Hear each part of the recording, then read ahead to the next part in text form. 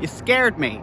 Hi, it's Andy, Haunted History and Ghost Tour Guide with Free Tours by Foot Chicago. And if you want to meet the Chicago elite this Halloween season, there is no better place to go than Rose Hill Cemetery.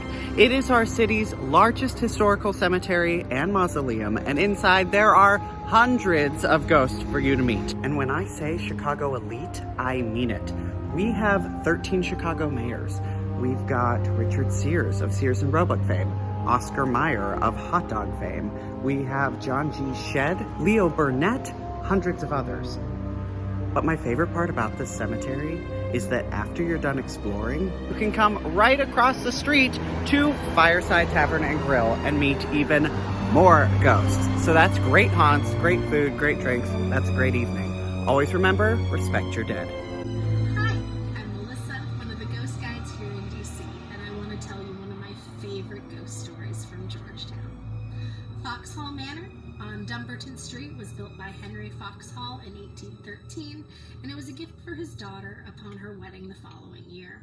And he said, "Daughter, I will give you this big, beautiful 6,000 square foot house, but you have to fill it with grandchildren for me." And she said, "Okay," and her husband said, "Okay," and so they got to it. Now, a family with that many children and means, of course, had to hire a nanny. So one version is a friend of the family came over and the children fell in love with her and she stayed on as their companion and tutor. The others, they put an advert out, Nanny McPhee style or Mary Poppins style, and it was answered, and the woman stayed with the family until her death in her mid-80s. Now, she was well loved by the family and everyone in the neighborhood knew her, but she had one particular rule that she was a stickler about, and that came to be known as her 10 o'clock ritual. And that was at 10 o'clock on the third floor where the children slept, lights out. No trips to the chamber pot, no glasses of water, no bedtime stories. You were in bed.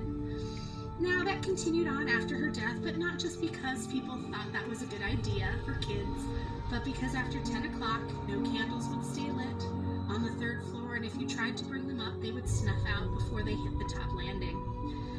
Now, the family had kids and grandkids, and this rule continued in the house for years and years, and then they finally sold the house in the 1940s out of the family.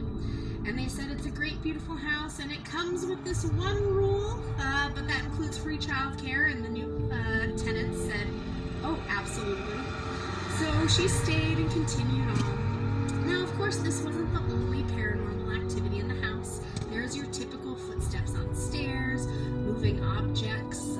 There's one ghost said to live on the first floor that is always searching for something, and they believe it's some love letters that were found beneath the floorboards at the turn of the century. But most consistently has been this 10 o'clock ritual. Even after the house was wired for electricity, after 10 o'clock, none of the switches would work. Now, eventually, all the children grew up, got out, moved out, and got jobs, and eventually we had some parents who were empty nesters in the 1970s. And they were sitting home one evening with their feet up, enjoying a big bottle of wine each, I'm sure, when there was a knock at the door. And they went to answer it, and there was a little old lady standing there, and she said, "I used to work here. Do you mind if I come in?" And they said, "Sure, okay, it's a little late and weird, but all right, let's be polite." Don't ever be polite. They let her in, and she walked through the first floor, and she didn't say anything. And she walked through the second floor, still not saying anything. And then she got to the third floor, and she looked around, and she said, "The children are gone. My work here is done." And then she disappeared. Now, ever since then, on the third floor, you can get on your Peloton bike, you can do your turbo taxes, you can work on that memoir you've been putting off, all with as much light as you need. Now, recently, one of the owners of the house added a few bundles of joy, so we're not entirely sure if the nanny is back or if she's retired and says, "Not my kids, not my problem." But this is one of my new favorite stories, especially because the past few weeks when I've been stopping with guests in front of the house, one of the street lights will go out and then slowly brighten back up to as it was right before we arrived.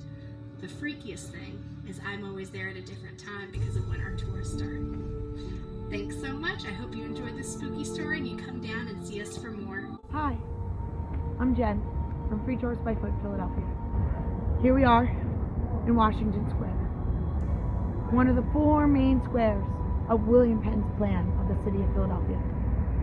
He envisioned our green country town healthy and wholesome, and he could never have imagined that 3 of his 4 squares would have dead bodies.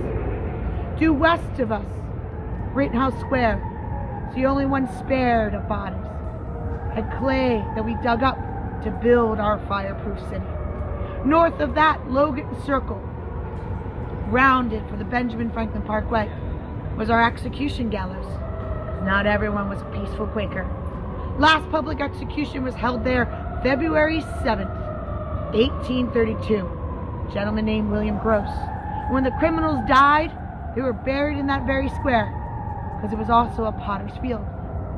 North of us, Franklin Square had a churchyard cemetery, and at one time was even nicknamed Skid Row, where many tragic homeless would die and end up in that very square. But we're in the beautiful Washington Square. But he never imagined this would be the goriest of them all. This was first used as a Congo Square, where our African American community would gather, dance, sing, celebration, but also mourn, because many churches would not allow them to be buried in their yards, so they had to be buried here. We also have the yellow fever of 1793 that wipes out 10% of the city's population in 2.5 months. That's almost 6,000 people. We have to bury them here. Too many dead for our churchyards to handle. We also use this as potter's field, or some would call a stranger's field, because our poor could not afford a headstone. The goriest of all is why we have the Tomb of the Unknown Soldier. The American Revolution. Philadelphia was invaded September 1777. The British didn't see our proud men fighting for a noble cause. They saw them as traitors. They could be executed. And they didn't even get a proper burial like our poor. There was a 20 by 30 foot pit in that back corner where they would dump the bodies of our dead.